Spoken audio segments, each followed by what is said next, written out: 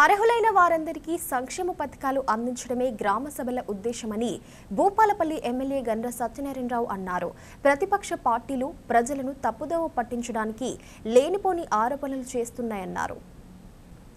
రాబోయే 4 ఏళ్లలో పేదవాడి సొంతింటి కల నెరవేర్చే దిశగా ప్రజాప్రభుత్వం పనిచేస్తుందన్నారు.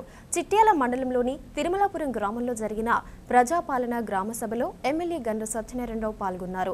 ప్రజలెవరూ ఆందోళన చెందవద్దని, అర్హులందరికీ న్యాయం జరుగుతుందన్నారు. రేషన్ కార్డుల జారీ నిరంతర ప్రక్రియ అని ప్రజలెవరూ అపోహలు పడవద్దన్నారు.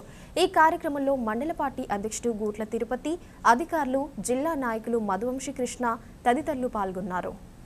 ప్రజాపాలన సందర్భంగా గ్రామ సభ నిర్వహించడం జరుగుతుంది 4 పథకాల మీద.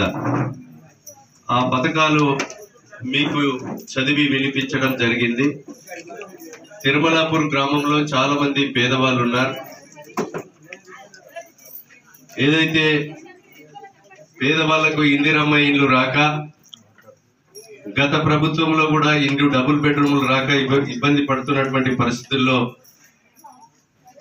ఈ ప్రభుత్వము ఎన్నికల ముందు ఇచ్చినటువంటి మాట ప్రకారంగా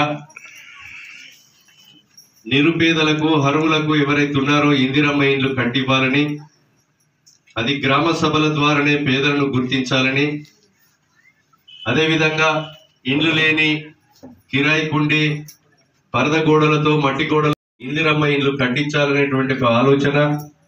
ఆ ఇందిరమ్మ ఇండ్ల లిస్టు చదివిన తర్వాత ఇంకా పేదలకు ఆ లిస్టులో లేకపోతే మీరు దరఖాస్తులు కూడా ఈరోజు ఇవ్వవచ్చు. ఈరోజు ఒకవేళ లేకపోయినా మరి మండల ఆఫీసుకు పోయి ఆడొక ప్రజాపాలన మాకు సంబంధించినటువంటి టేబుల్ ఉంటుంది, ఎంపీడీఓ గారికి మీరు అందించవలసిందిగా విజ్ఞప్తి చేస్తున్నాం. రేషన్ కార్డు కూడా గత 10 సంవత్సరాలలో ఒక రేషన్ కార్డు కూడా ఇవ్వలేదు.